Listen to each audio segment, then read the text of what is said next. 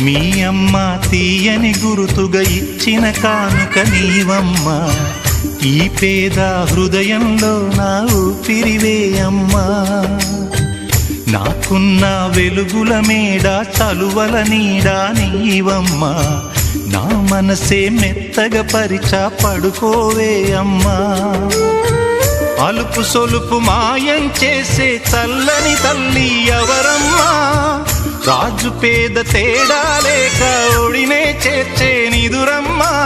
ఊహలలోని లోకంలో ఊయల వంటి కునుకులలో హాయిగా తీయగా తేలిపోమా.